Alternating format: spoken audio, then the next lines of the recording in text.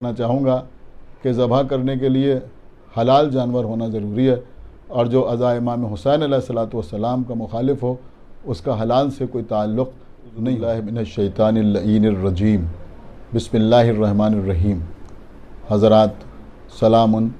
علیکم، یا علی مدد۔ آج کل جواد نقوی نام کے ایک نام نہاد عالم دین کی ایک کلپ بہت زیادہ وائرل ہو رہی ہے، جس میں یہ شخص عزاداری امام حسین علیہ الصلوۃ والسلام کے ایک رکن خاص یعنی مجلس عزا کو تراویح سے تشبیہ دے رہا ہے۔ اگر کسی کو حیرت ہوئی ہو تو ہوئی ہو، لیکن مجھے اس سلسلے میں کسی قسم کی کوئی حیرت نہیں ہے، اس لیے کہ آج تک میں نے جواد نقوی سے کوئی ایسا بیان نہیں سنا کہ جس میں ازا امام حسین علیہ الصلوۃ والسلام کی حمایت کی گئی ہو یا حقوق اہل بیت بیان کیے گئے ہوں۔ کبھی یہ شخص جناب مختار سقفی پر اعتراض کر کے اپنی یزیدیوں سے رشتہ داری کا اعلان کرتا ہے، کبھی یہ شخص معاویہ علیہ الحاویہ کی حمایت کر کے اپنی مکاریوں کا اعلان کرتا ہے۔ اسی قسم کے بیانات ہمیشہ جواد نقوی کی طرف سے آتے رہتے ہیں۔ اس بار اس نے جسارت یہ کی ہے کہ امام حسین علیہ الصلوۃ والسلام کی مجلس کو تراویح سے تشبیہ دی ہے۔ میں سمجھتا ہوں کہ کوئی بھی ایسا شخص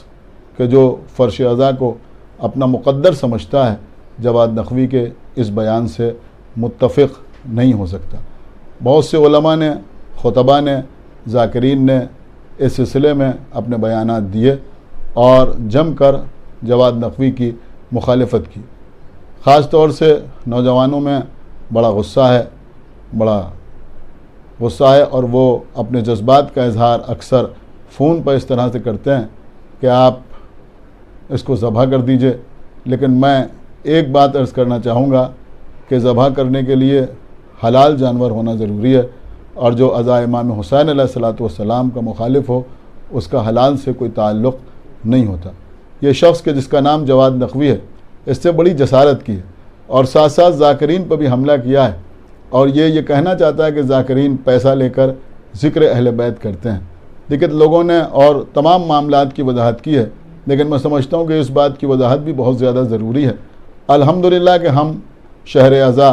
مرکز عزا لکھنؤ سے تعلق رکھتے ہیں، ہمارے بزرگ ذاکرین ہوں یا پھر ہمارے ساتھی ہوں، کبھی کسی نے مجلس پڑھنے کے لیے نہ کسی سے نذرانے کا تقاضا کیا اور نہ کبھی کہیں جا کر مجلس پڑھی تو اس مجلس کے سلسلے میں،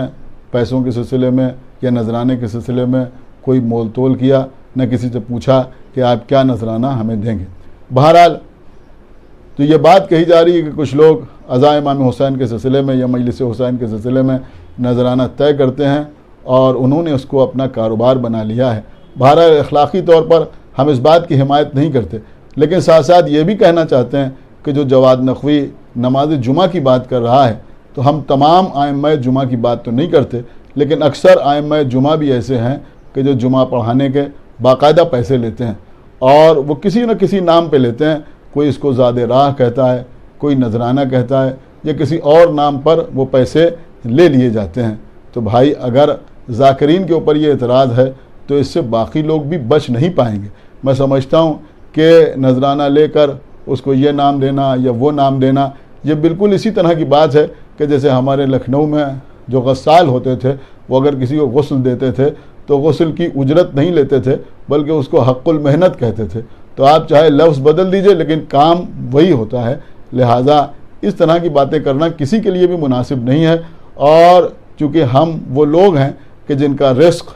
امام حسین علیہ الصلوۃ والسلام کے وسیلے سے ہم تک پہنچتا ہے، اور میں سمجھتا ہوں ہم کیا بلکہ تمام کے تمام شیعہ، تمام کے تمام وہ لوگ کہ جو ازا امام حسین علیہ الصلوۃ والسلام کو اپنی زندگی سمجھتے ہیں، وہ کبھی بھی اس بات کو برداشت نہیں کریں گے کہ تراویح کو مجلس امام حسین علیہ الصلوۃ والسلام سے یا مجلس امام حسین علیہ الصلوۃ والسلام کو تراویح سے نسبت دی جائے، اس لیے کہ کہاں تراویح اور کہاں مجلس امام حسین۔ تراویح کی ایجاد اس نے کی کہ جس نے بی بی زہرا کے پہلو پر دروازہ گرایا، تراویح کی ایجاد اس نے کی کہ جس نے بی بی زہرا کا حق غصب کیا، تراویح کی ایجاد اس نے کی کہ جو بی بی زہرا کا قاتل ہے، جو جناب محسن کا قاتل ہے، اور مجلس امام حسین کی ابتدا شہزادی زینب جو شریکت الحسین ہیں، جو ثانیہ زہرا ہیں، انہوں نے کی، تو کہاں تراویح اور کہاں مجلس امام حسین علیہ الصلوۃ والسلام۔ ہم یہ سمجھتے ہیں کہ وہ کوئی عالم ہو یا ذاکر ہو یا خطیب ہو یا نوحہ خان ہو یا ماتمدار ہو